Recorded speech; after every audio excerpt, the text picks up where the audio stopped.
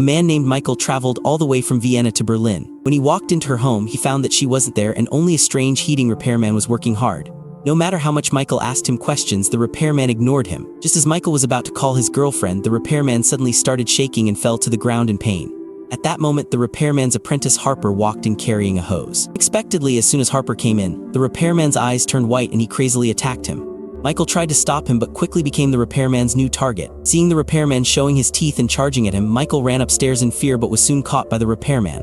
Luckily, Harper arrived just in time to save him. The two of them quickly backed into a room and blocked the door with a cabinet to keep the crazy repairman out. What exactly happened? Michael wanted to call the police, but his phone had fallen in the hallway. Suddenly, a scream came from downstairs. They went to the window and saw a police officer chasing a woman. Michael quickly called for help, but the officer, like the repairman earlier, mysteriously went crazy. More crazed people appeared in the courtyard of the apartment complex, attacking others savagely. Within minutes, those who were bit also turned into crazed zombies, transforming the courtyard into a hellish scene. Terrified by what they witnessed, Michael and Harper felt sick to their stomachs. The other residents in the apartment were also panicked and confused. It wasn't until they saw the news on TV that they learned about the outbreak of an unknown virus in Berlin. Once humans were infected, they lost their sanity and turned into ruthless zombies. The authorities were trying to control the situation and had advised all citizens to stay indoors and wait for rescue. The next day arrived and the zombies downstairs had already disappeared. A man in the building across the street suggested that they should close the complex's main gate to prevent another zombie attack. However, he was only good at giving ideas, pushing others to take action while doing nothing himself. A brother and sister living downstairs overheard the suggestion. The brother bravely volunteered to take the risk, but as soon as he stepped outside, zombies swarmed in.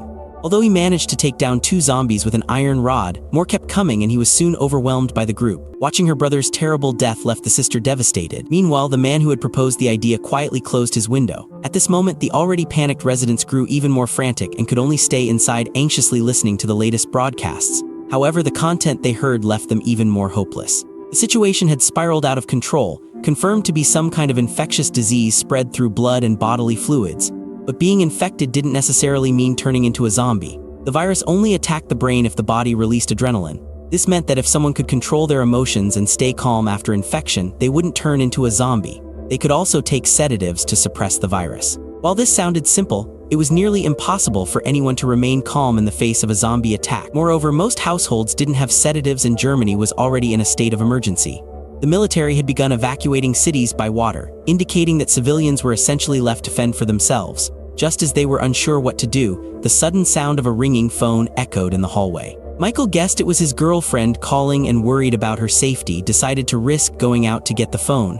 To help Michael, Harper made a slingshot to fight off the zombies. They opened the door and the hallway was eerily silent.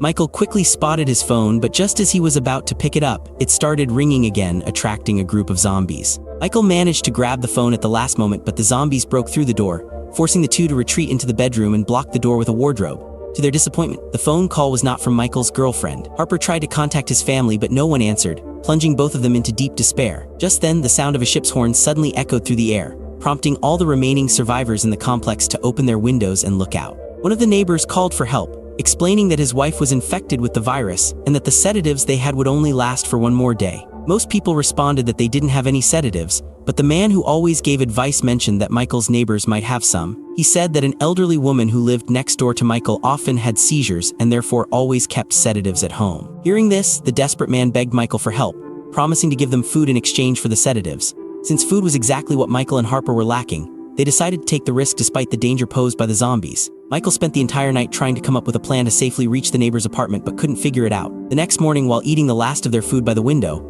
he suddenly noticed a survivor in the building opposite hanging themselves. As he stared at the iron hook on the ceiling, an idea struck him. He immediately got to work transforming the wooden bed in their bedroom into a makeshift wall-breaking device. The device worked well and the hard wall was quickly broken through. However, it had a significant drawback. The noise it produced was loud enough to attract nearby zombies. Fortunately, the two managed to break through the wall and block the opening with a cabinet before the zombies could break through their door. During the process, though, Michael accidentally cut his arm. At that moment, the elderly woman suddenly appeared in their sight looking strange. Both of them immediately sensed danger. The next second, the old woman lunged at them with a roar. She had clearly turned into a zombie. Michael quickly threw the elderly woman into a corner and with Harper dashed into a room. Harper used a table to block the door while Michael searched the room for tranquilizers.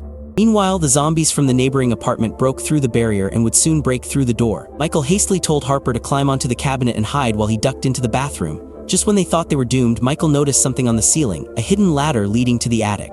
Michael managed to escape just before the zombies entered the room. To his surprise, he found his missing girlfriend hiding in the attic. Just as Michael was about to seize the opportunity to win back his girlfriend, a man suddenly appeared and warned her about the wound on Michael's arm. The woman, frightened, stepped back despite Michael's explanation that the cut was an accident while getting the tranquilizers. Still suspicious, the woman handed him a box of tranquilizers, clearly wanting him to leave the attic. Michael quickly realized the nature of their relationship. The man was the son of the elderly woman downstairs. The woman had already moved in with him and Michael had been dumped because of this man. As Michael grew increasingly upset, fear of him turning into a zombie led the others to cruelly force him onto the rooftop. His feelings of despair combined with the sight of the devastated city brought him to the edge of collapse. However, amidst the hopelessness, he noticed a small wooden boat on the river, igniting a spark of survival within him. Determined, Michael risked his life to climb back into the apartment building. He used roof tiles to create noise, successfully drawing the zombies away.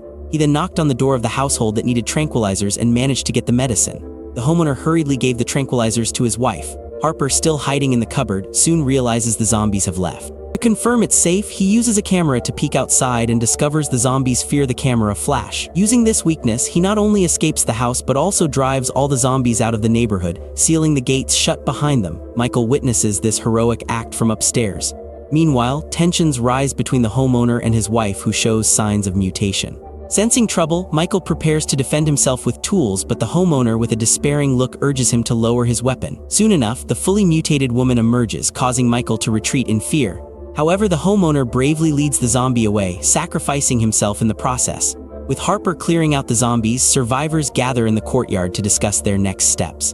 Among them are Anita, mourning her brother who was bitten while closing the gates, and Ulf, who offers suggestions but lacks action. Michael's ex-girlfriend and her new boyfriend are notably absent.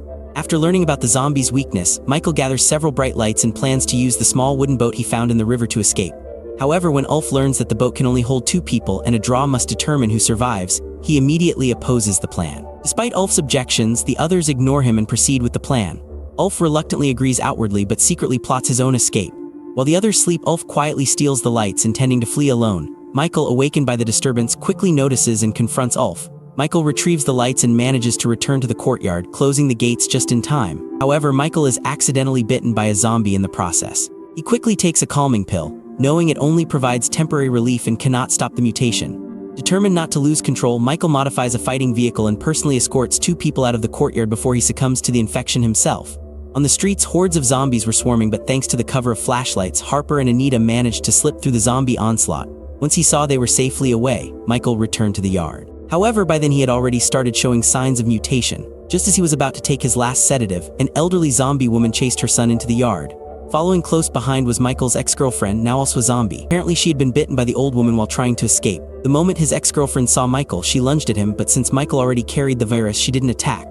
Unable to hold back, Michael embraced her tightly. Even in her mutated state, she resisted him. At that moment, Michael fully mutated as well. Despite their transformations, Michael finally managed to hold onto his girlfriend once again. In the story's final moments, Harper and Anita were seen rowing a small boat away from the city, embarking on a new life together free from shame or worries. So what did you think of this movie? Leave it in the comments below. And if you liked the video, like and subscribe for more movie recaps. See you next time.